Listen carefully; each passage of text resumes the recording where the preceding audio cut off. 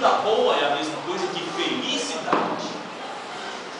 Felicidade brilha no ar como uma estrela, certo? Isso é que é o ideal do Estado para Aristóteles. Porém, nós vimos que essa configuração política vai mudar porque a Grécia vai mudar, a antiguidade vai mudar.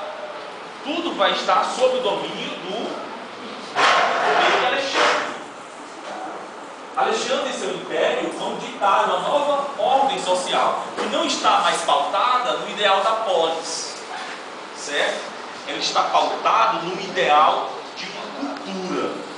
Vejam que é a expansão do ideal grego. Ou seja, antes você tinha uma cidade, que era a cidade de Atenas, que estava sob uma jurisdição, uma organização sociopolítica e econômica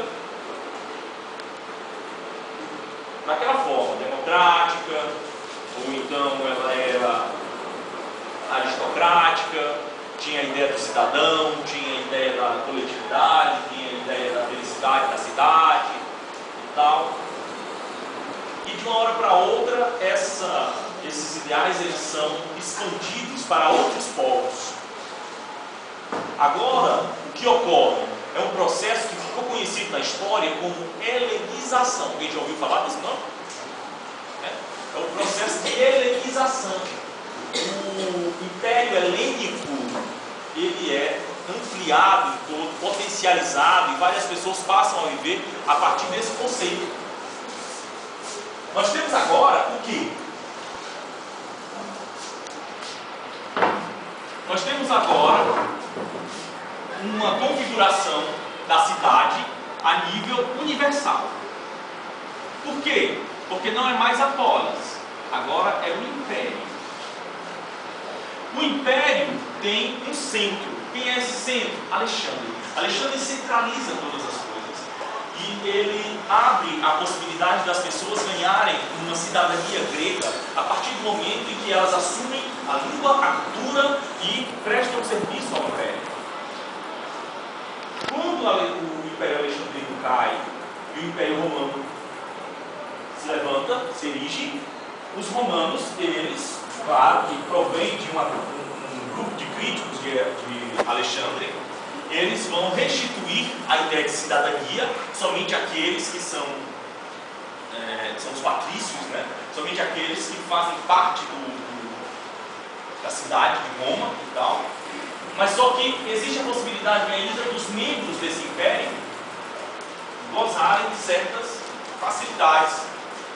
Quais são essas facilidades? Aquele que domina o latim, aquele que domina uma certa cultura greco-romana, aquele que segue o direito. Logo, você tem direitos. Claro, tem direitos e deveres, mas o direito romano ele vai ser respeitado. Isso gera um compromisso com o império no sentido do imposto.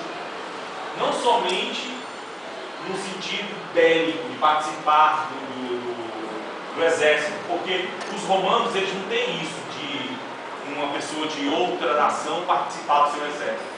Romano é romano e acabou. É cidadão romano, não há possibilidade desse título ser dado para mais ninguém. Só que os povos, que a aula está aqui, né?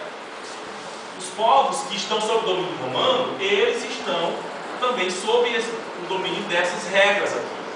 E nós vimos ontem que existia um povo que dava trabalho, mesmo vivendo sob essas regras, que é o povo judeu.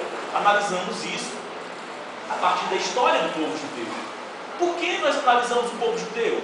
Para chegarmos num judeu que marcou a história, que foi o filho de José e Maria, o cara que ficou com seu nome gravado na história a partir de um conjunto de livros chamado Novo Testamento, principalmente aqueles que receberam o nome de Evangelho, Boa Notícia. Esse cara aí, ele não fez muita coisa diferente dos outros possíveis salvadores do povo judeu. Quer mais não? Do povo judeu, certo? Ele pregou uma libertação. Ele pregou que o povo judeu não deveria viver naquelas condições. Só que ele jogou tudo isso para uma esfera do divino, para uma esfera do reino de Deus.